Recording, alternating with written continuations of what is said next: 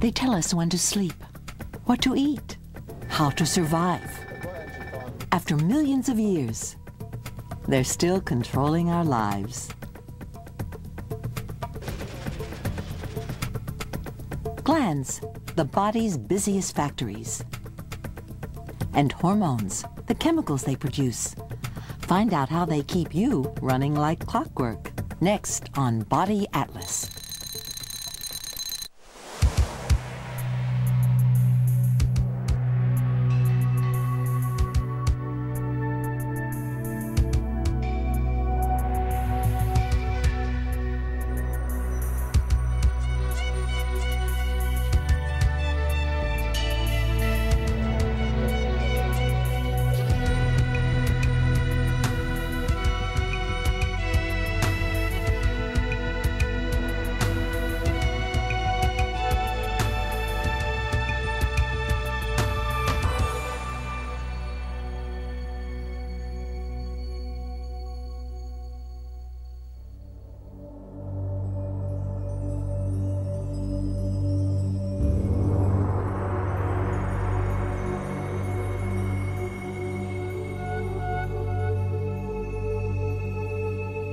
We're not entering a world of psychedelic art.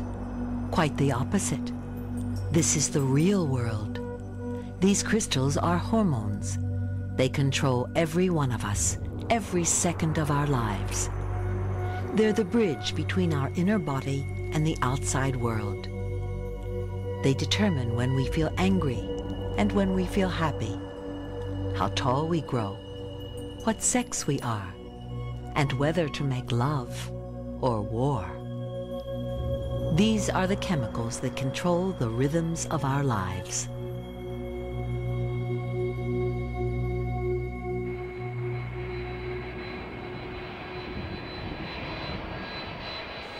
Everyone has a daily rhythm, a natural 24-hour cycle that controls our bodies. The biological clock is usually in the background of our lives. It ticks silently along with the other routine events of the day, waking, eating, sleeping. But it wasn't built to cope with air travel. Changing a wristwatch in a new time zone takes only seconds, but the biological clock can't be reset so easily. As it gradually catches up, we suffer days of tiredness and disorientation. The classic signs of the 20th century affliction, jet lag. Jet lag is a side effect of chemical warfare within our bodies, a clash among the hormones that control the biological clock.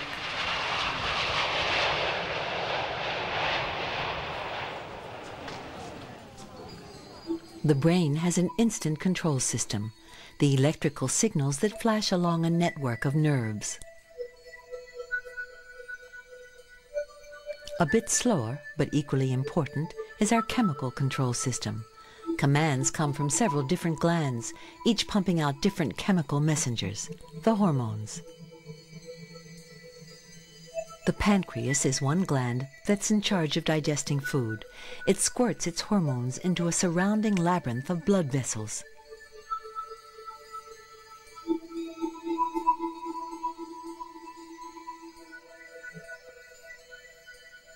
Day in, day out, the ebb and flow of hormones in our blood orchestrates our daily rhythms. Any disruption is a serious problem for Chris, a commercial airline pilot. He flies 10,000 miles a week, resetting his watch by several hours every day. Chris copes by always eating and sleeping according to his schedule back home. Passengers arriving in a different time zone don't have it so easy. Their biological clocks have to adjust. If we had only one biological clock inside us, it wouldn't be too difficult. But our bodies have many internal clocks, as different glands keep to their own schedule of producing hormones.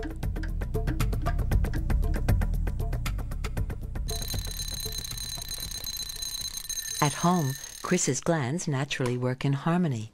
they coordinate their activities so that his body is ready for action each morning, setting the fundamental cycle of sleep and wakefulness. Every function of our bodies changes from night to day, and even from season to season, under the influence of the most basic of our body clocks. No springs, no cogs, no hands. This biological masterpiece lies deep inside the brain, in a region called the hypothalamus. Here, two tiny bundles of nerves keep up a daily rhythm, the unceasing tick of the human clock. Like any timekeeper, it must be checked regularly and reset if necessary. This is the job of another region of the brain, sometimes called the third eye.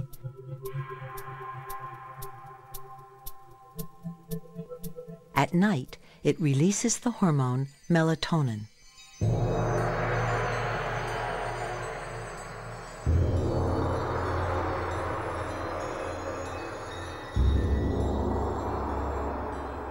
The production of this hormone stops each morning as soon as our eyes detect daylight.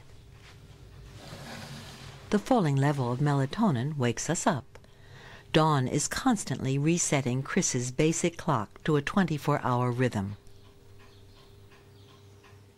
His brain attempts to keep all his bodily rhythms in order through the pituitary, the Master Gland.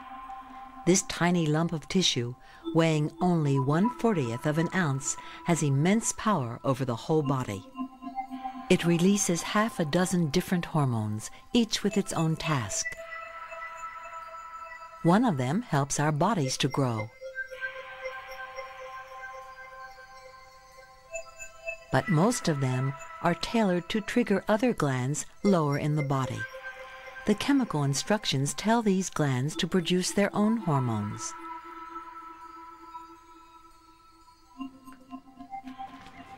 As a result, different hormones are at work on different parts of Chris's body at different times of the day. Early each morning, Chris's pituitary targets the pair of adrenal glands, which sit on his kidneys. They tune up his body and mind for a peak performance during the daytime. Hidden under a layer of fat, the adrenal is actually two different glands, one inside the other. The outer layer starts off the daily cycle of hormones.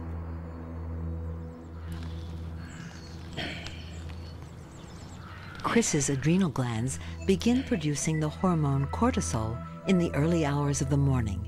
It peaked when he woke up.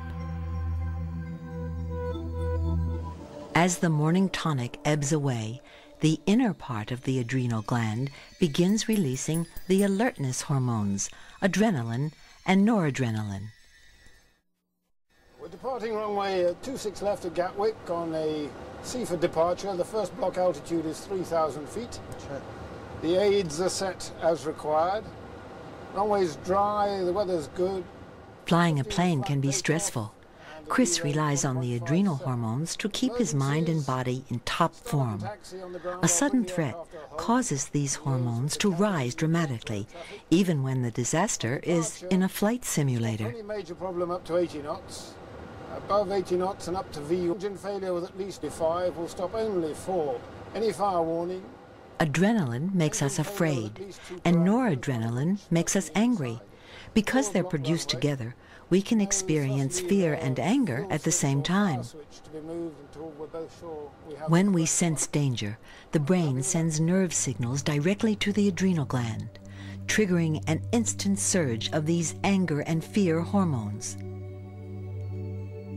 While we're awake, molecules of both hormones are coursing through our veins.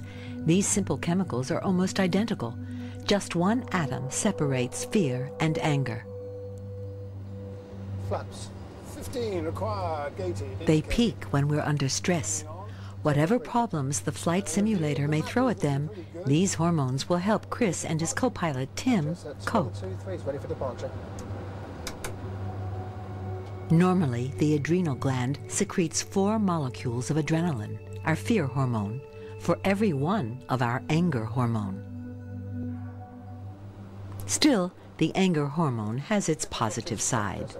Noradrenaline, keeps us alert and helps us concentrate. The pilot of a 757 with 200 passengers on board, confronted by an engine fire on takeoff, needs to be in top form. Thrust set. 80 knots. Check. V1. Right engine fire. Rotate 17. Confirm that's a right engine fire. Chris's brain first notices the alarm.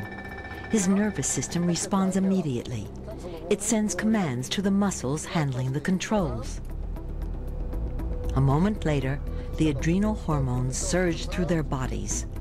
A trained pilot looks cool, but he can't control the inner torrent of hormones. Breathing gets faster and deeper, providing more oxygen. Chris's pupils dilate to improve his eyesight. Flap 5. Flap 5. Saliva and mucus dry up, increasing the size of the passages to his lungs. His heart beats faster, providing more blood for the brain and muscles. Increased perspiration cools his body. His muscles tense and tighten, preparing for rapid or vigorous movements. Low priority functions like digesting food are postponed to conserve energy. And the remaining bottle has been fired. APU start. Even his blood has been altered. It is now more efficient at fighting infection and would clot more quickly.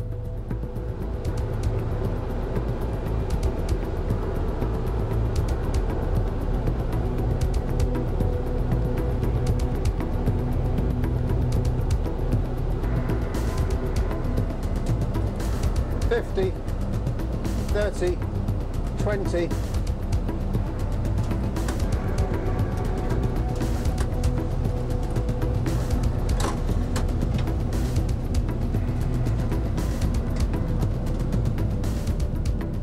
Chris's blood has been packed with adrenaline and noradrenaline through the whole simulated emergency.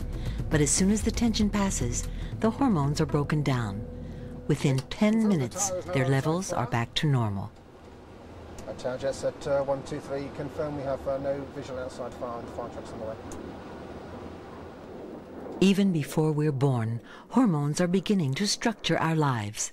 This 9-week-old fetus, seen inside its mother with an ultrasound scan, is tossing and turning under the influence of the wake-up hormone, cortisol.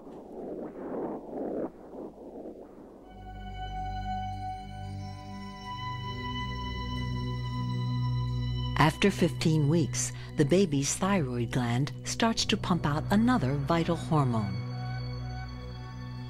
Thyroxine makes sure that all the child's organs are growing at the proper rate. In very young children, thyroxine controls the growth of nerve cells. But in all of us, it has another task. It sets the rate at which we turn food into new body tissue. Each day, the average adult body has to renew about half a pound of muscle and tissue. We all have different levels of thyroxine, so some are better at turning food into body tissue than others. Thyroxine is another fairly simple molecule with a role out of proportion to its size. It determines the rate we burn up the body's reserves of fat and how efficiently we use the food we consume. It's also our thermostat, keeping our bodies at a constant temperature. During their stressful 4 hours in the simulator, Chris and Tim used up a lot more energy and wore out more body cells than usual.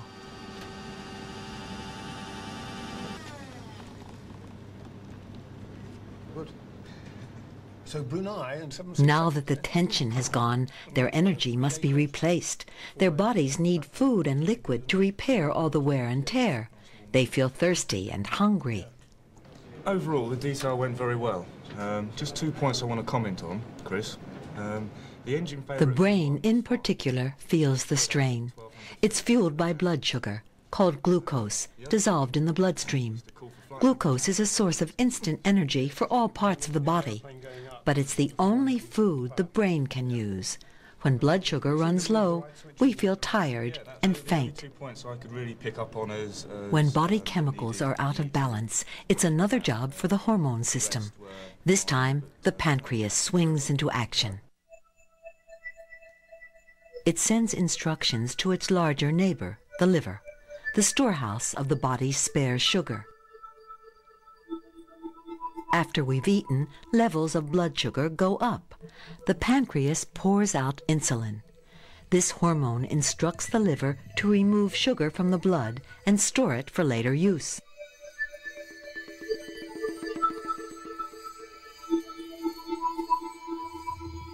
Between meals, the blood sugar falls. The pancreas turns down the insulin supply and steps up the flow of a second hormone, glucagon. It's virtually the opposite of insulin. Under the influence of glucagon, the liver puts sugar back into the blood. Glucagon is a far smaller molecule than insulin, but it's just as active. These two hormones balance each other on the end of a chemical seesaw, as they control the amount of glucose in our blood.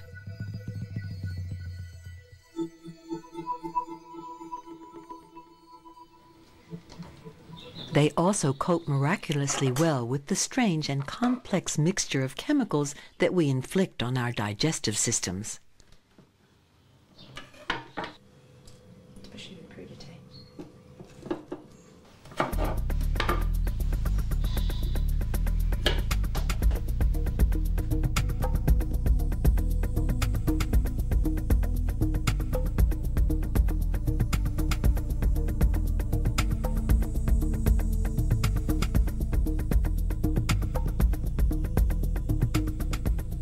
As evening approaches, a shift occurs in the balance of all our hormones. Mealtime imposes its own rhythm. Well, I was with Tim Finesse in the simulator. While thyroxine controls the rate at which we burn energy, insulin follows the level of sugar in the blood. It rises after a meal, then falls gradually. When it drops too low, we feel hungry. Usually, these two hormones are in harmony, but if they don't match up, we can feel like eating more than we need. As we age, our appetite remains more or less the same, but we burn energy more slowly, and we put on weight. It's very, very bad. Adrenaline also makes its presence felt at the dinner table.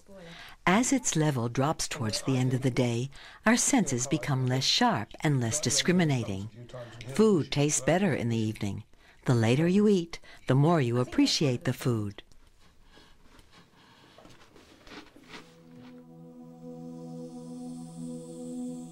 With less adrenaline in our systems, we start to feel sleepy and ready for bed.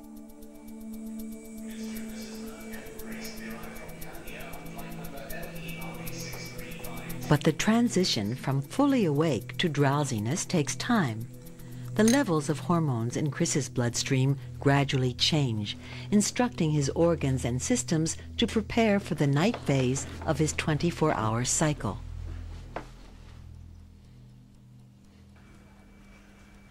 Soon after we fall asleep, the body moves into its repair phase.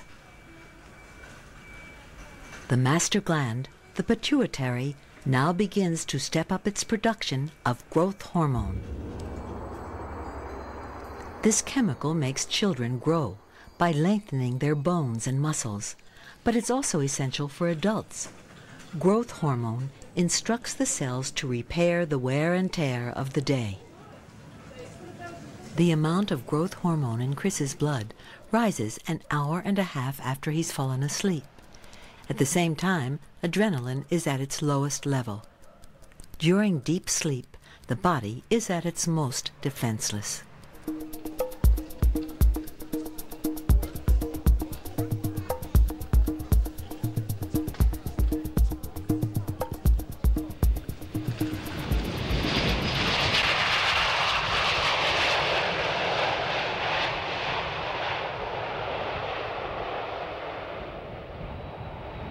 Another day, another plane load of passengers, another set of hormones trying to come to terms with a new time zone. Our blood transports dozens of hormones. No one knows for sure how they interact and affect our brain and our emotions. Fly from west to east, for example, and the jet lag lasts twice as long as it does when you travel from east to west. Not all of our hormones are as vulnerable to our travel plans. Some pulse to a slower rhythm.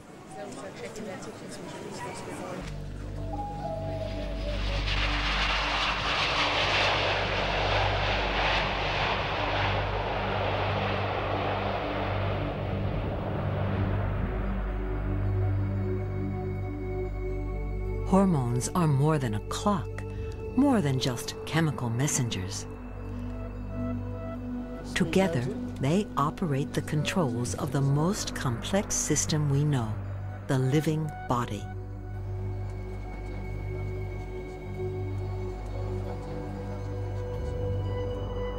When we are beset by a hostile world, hormones adjust our internal chemistry to help us survive. In quieter moments, they are just as busy, keeping the body running smoothly. Billions of years of evolution have created these unique chemicals to monitor our health and vitality, to keep our system in balance, and to preserve the basic rhythms of life.